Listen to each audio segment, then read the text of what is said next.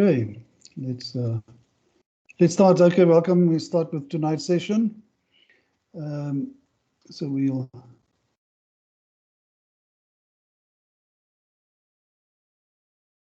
just recap from last time, where we talked about wealth maximization, creating value.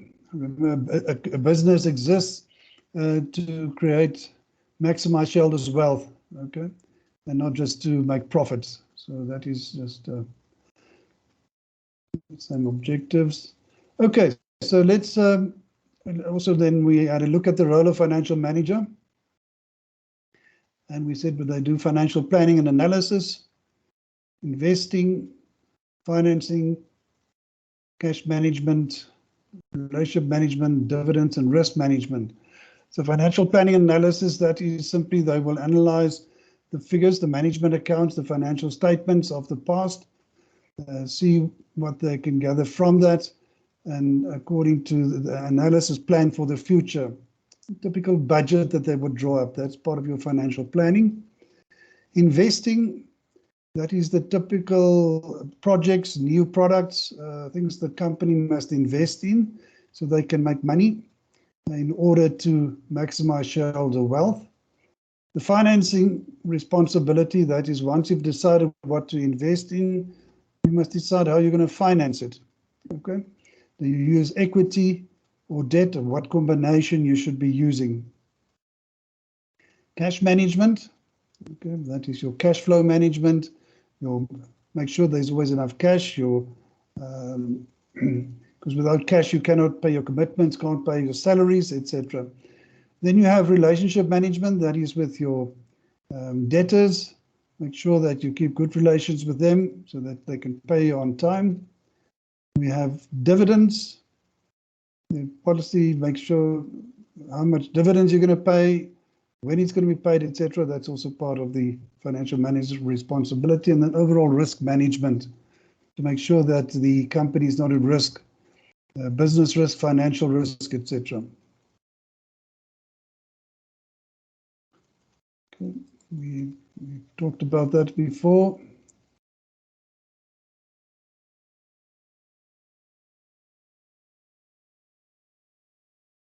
Okay, we also discussed the agency problem. Agency problem is where the managers take decisions that's in their own self-interest and not to the benefit of the shareholders. Okay, so I think that's a part of the recap of the previous session. Okay, now we're going to look at understanding financial statements and ratio analysis. That's chapter 2. We're starting with that tonight, and next week we'll continue with that. Okay. So the purpose of accounting is that we must report financial records so that management can take informed decisions. Okay. This is now a typical report. So Twitter, as we've seen before, we have a revenue, our costs and expenses, and our profit or loss, where they've had a loss prior years, and it then turns into a profit. So they are now working towards maximizing shareholders' wealth, going from a negative to a loss to a profit. Okay. Let's have a look at the following items. That's part of the statement of comprehensive income and its effect on net profit. Okay, we've got sales, we've got our cost of sales, we've got gross profit, expenses, interest, and income tax. And we must see how each of these affect your profit of your business. Okay, so if we look at sales, obviously your whole income statement starts with sales. That's your revenue. And the more sales you make, the more profit you would probably have. Okay, so we want to make sure that we can increase our sales.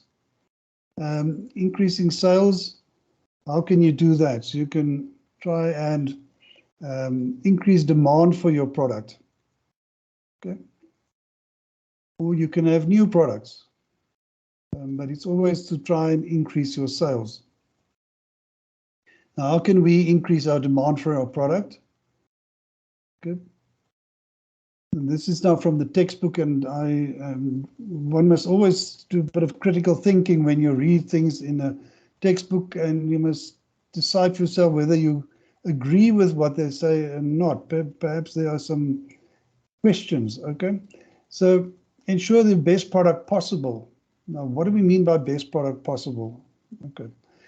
So let's assume I'm making babies or toddlers clothes, okay? Now, when I say the best product possible, what do I mean by that? Do I have to have the one that lasts for 5 years? Do I need to have one that looks the prettiest? What do I mean by having the best product possible? I believe, yes, have the best product possible at the best possible price. And that would probably be more accurate. For example, if you go and you buy for a 2-year-old toddler a shirt, you can go to Woolworths and pay 300 Rand for that shirt. And that shirt will last for 3 years, 4 years maybe, because it's high quality, but it's expensive. But the problem is that toddler will wear it for 3-4 months and then outgrow the size of the shirt. So yes, they've got the best product, but let's go and then compare it to Pep Stores. Pep Stores, the price of the shirt there will be maybe 60 Rand, 70 Rand instead of 300-400 Rand. The shirt will last 6 months, okay, maybe a little bit longer, but it will be the best product for the client, which is the toddler, because it will wear it for 3-4 months and then it'll outgrow it and then you can throw it away or use it for someone else or something. So to say that the best product possible, one must be very careful just to assume that it must be like motor cars. Must it be a Rolls Royce? No, it can be I don't know, a Renault Clio or anything like that. So it's the best product possible for your target market at the best possible price. Then your demand will increase for your product. Okay, second point, they say we must ensure the product keep up with the trends in the market. So what we mean by that is, as the market changes over time, you must make sure that you change with the market. Okay. Fashion is a typical example. If you are into fashion, you are clothes. This time we're now in ladies' clothes, fashion. You have to keep up with the trends. If you think you can sell clothes that was in fashion 5 years ago, you won't be able to sell it anymore. And that goes with any type of product that you have. There are trends in the market, and you must make sure you keep up with the trends. Okay. In the media, the printed media was the in thing 20 years ago. Today, depending on what sort of media you're in, it will be on the internet. Okay, I read my newspaper every day. I'm on Network 24. And in the old days, I used to buy my actual printed paper, newspaper, and I would read it. Nowadays, I go onto my laptop and I read it. And even more nowadays, I just use my phone and I read the news on there. So they've kept up with the trends to make it available in soft copy in the form that we use nowadays. If you think about marketing, 30 years ago, 20 years ago, we did our marketing on television. We had our marketing in the newspapers and etc. But today you can do your marketing, digital marketing. It's the new thing nowadays. So yes, make sure that your product keeps up with the trends, and that will increase demand for your product. Okay, try and set new trends with the new products. Okay, I think your Twitter is one of those that they the setting the trend and others follow. Then an important thing, advertise to the right target market.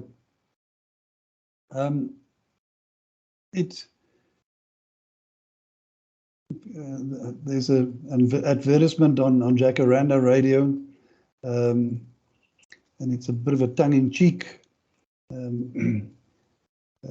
ad where they're telling you you're doing things wrong, and they're saying that you are selling vegetarian products at vegetarian hamburgers, and you're selling it outside Loftus Rugby Stadium when there's a big rugby test game on. Now, you advertise the wrong crowd. The crowd that goes to rugby wants biltong. They don't want vegetarian hamburgers. So make sure they advertise to the right target market. That's why if you think about just advertising, that's right. Yeah, it's really, yeah, that's right. Okay, so you've heard that one. So if you think, yeah, advertising. So if you just put an ad on television, okay, so now you're advertising to the general market. Unless you must be very specific to know where to advertise. Okay, then another option is to offer discounts to boost your sales, and we'll look at that. Yes, you offer a discount. People come into your store, and they will now buy your product because there is a discount on that. Okay, we have another one. Welcome. Okay, so offering discounts to boost sales. Now, there are various different ways of doing that. If you're selling only one product, yeah, then that can be very tricky, and we'll have a look at that. If to offer a discount because you are giving away profit in the hope of boosting sales. But if you think about, let's take Food Lovers Market. Every week they have specials where they give a discount on certain products. But let's, for argument's sake, they will have a discount on 20 products out of the 300 products that they sell in their store. So by offering the discount on certain products, yes, they will boost sales of that particular product, but people are now coming into their store to buy products, those on discount, but now because they're in the store, they're also going to buy other products, which is not on discount. So that's another way that you can boost your sales, is to offer a discount, not necessarily on everything.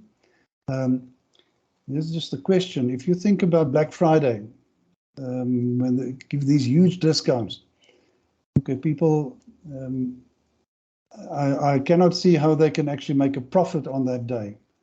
But maybe they offer the discount at that particular day, so people feel some loyalty towards that particular shop. You went into a Game to buy a big television at a huge discount on Black Friday, but now maybe you start liking Game, and now you go back to Game more often and you buy other products. So that is another way of boosting your sales by offering discounts.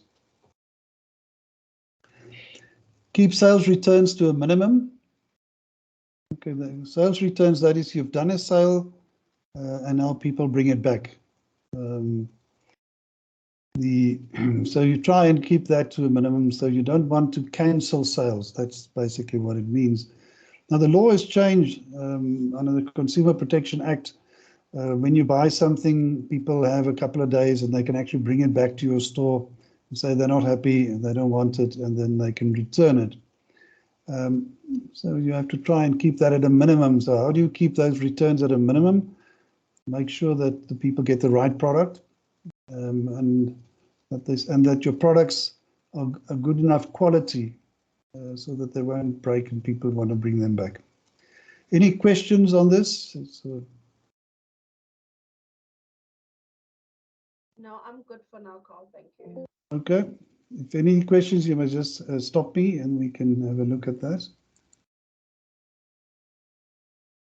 Okay, the screen is a bit small, but let's have a look at the effect of a discount. If we look at the original, then we've got sales revenue. We're selling 500 units at 150 Rand. So if you take the 500 units, multiply by the 150 Rand, my total sales will be 75,000 Rand. If you use the cost of sales, I still have 500 units. My cost per unit is 100 Rand. So my cost of sales will be 500 times 100. That's 50,000. So my gross profit is sales less cost of sales. Gives me a gross profit of 25,000. My monthly overhead expenses, that's my normal salaries, rent, etc., is 15,000. And that leaves me with a profit before interest and tax of 10,000 Rand. So that's the current situation.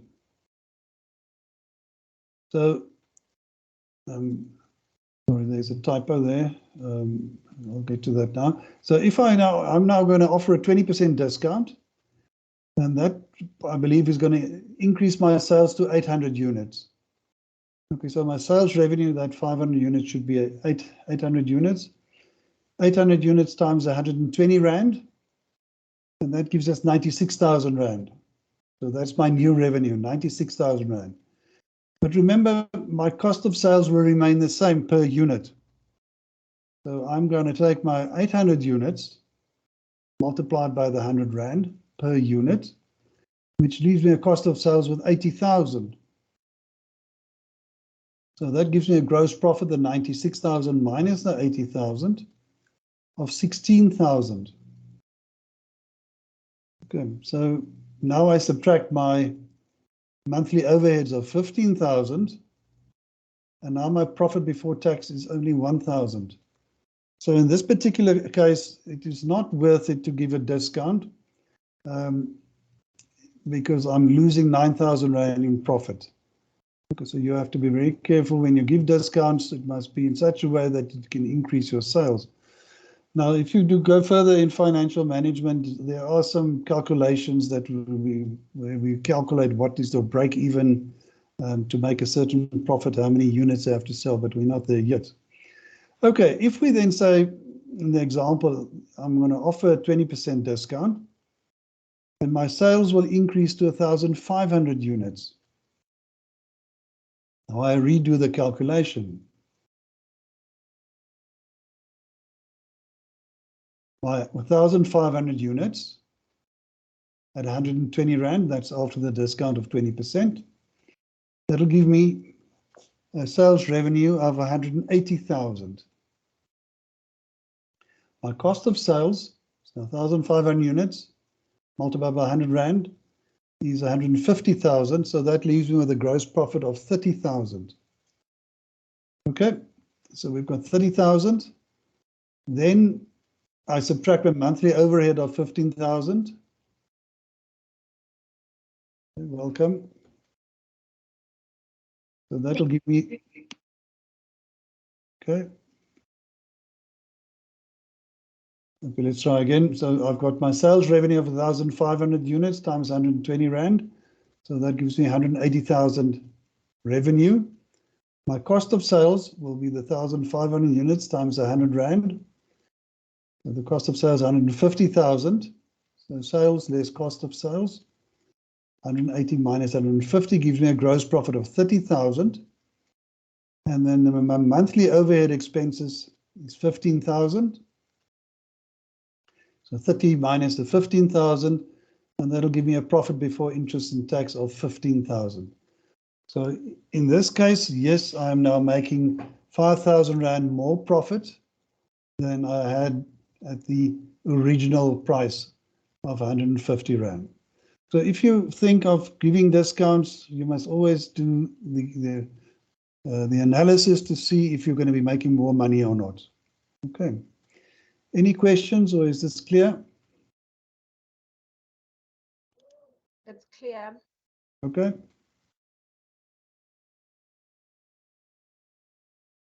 Okay, so let's look at, we started with sales, and we talked about how we can increase sales. So if we can increase sales, we can increase our profit, our bottom line.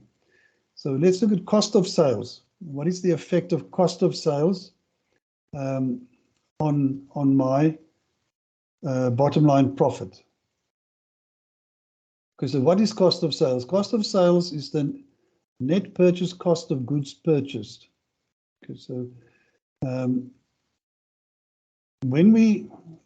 if you're going to purchase stock or inventory, remember those words we use interchangeably, you're going to have costs to get it to your warehouse.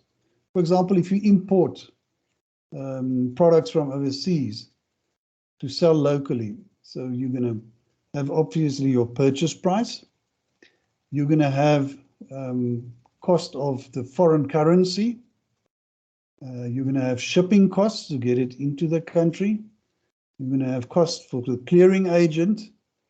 And you add up all those costs to get to what we call the net purchase cost of the goods purchased. So you add up all the costs that it costs you to get the goods to your warehouse. And that is part of your cost of sales.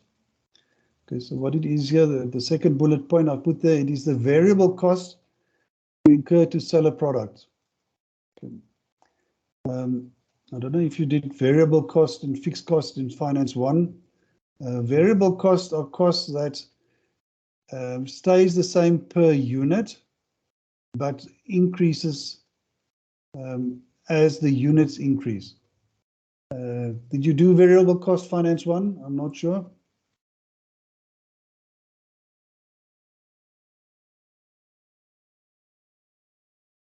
Okay, obviously, probably not. So variable cost, so if I can explain what that means. If you're baking a cake, okay.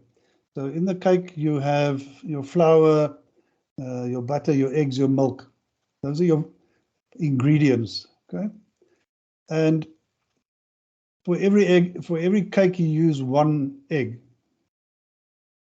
So if you bake no cakes, you have no cost. So if you bake 1 cake, you're going to buy 1 egg, and let's say that costs 5 Rand. So if you bake 2 cakes, it's 2 eggs. So 5 times 2 is 10 Rand. If you bake 10 cakes, it's 10 times 5 is 50 Rand. So that's variable cost. So cost of sales are all the variable costs you incur to manufacturing a product and then to sell the product. So our gross profit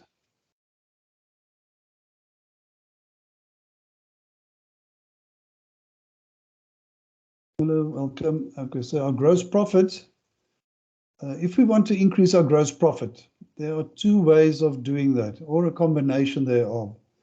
The one is to increase your sales revenue. Okay. In other words, sell more. Now, we've already talked about how you can increase your demand of your product.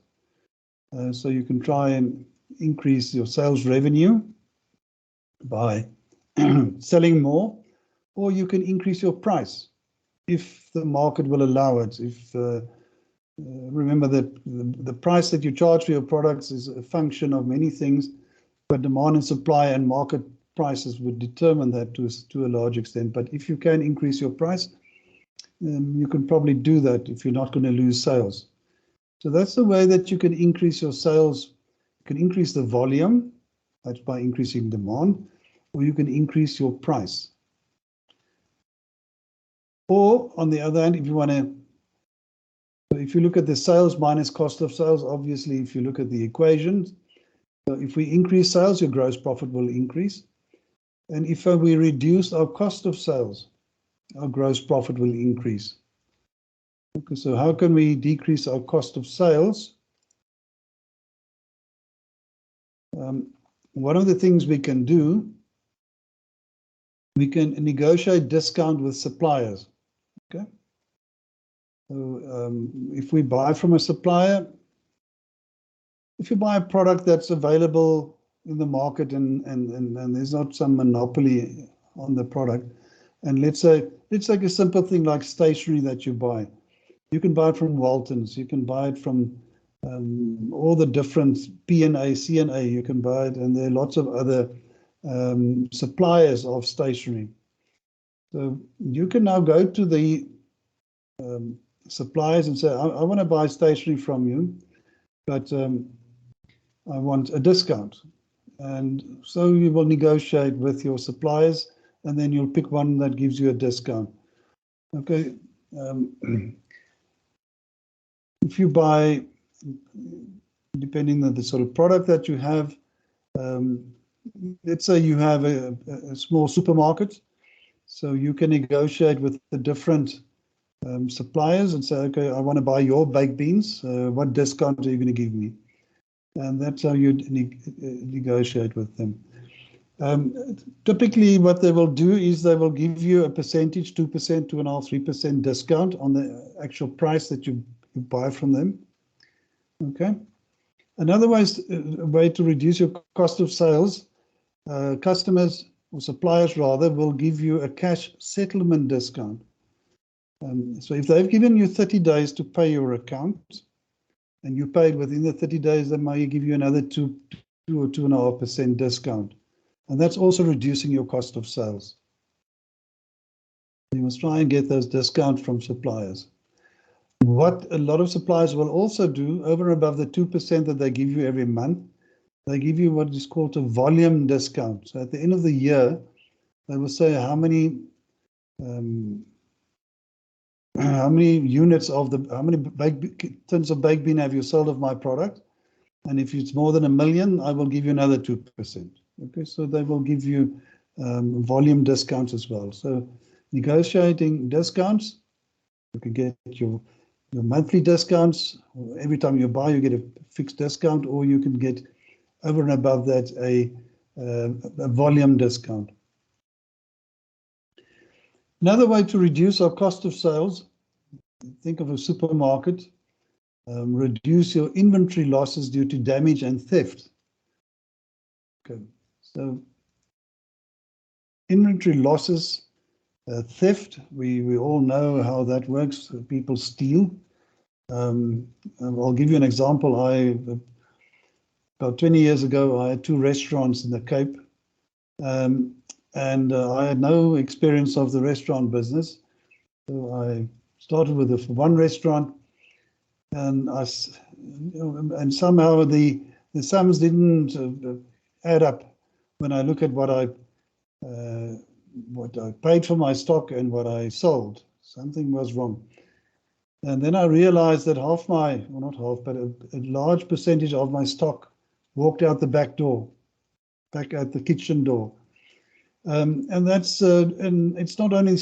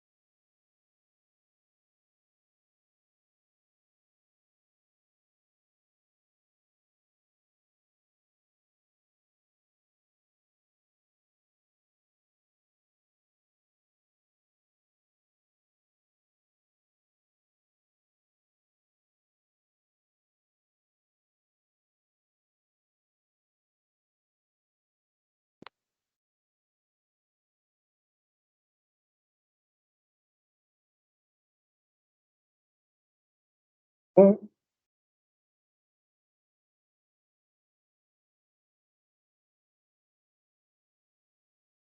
oh, can you hear me? Hi, Carl. Yes, I can hear you. I'm now on my phone. I'm just trying to, I don't know, my network is stopped. I'm just trying to reconnect to my laptop. But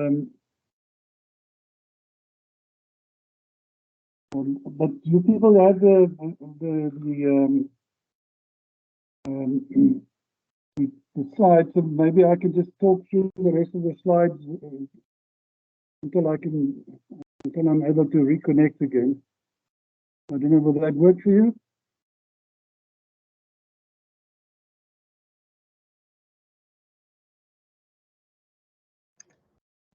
Sorry, Carl, are you saying we should join in later?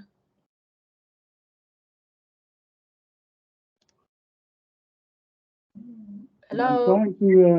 I'm just struggling with some reason my fiber went down. I'm going to try and connect via my phone's hotspot. So if you can just bear with me, please. Give me a couple of minutes while I'm trying to sort this out. Will it be okay? Okay, that's fine. Yes, Okay, that's thanks.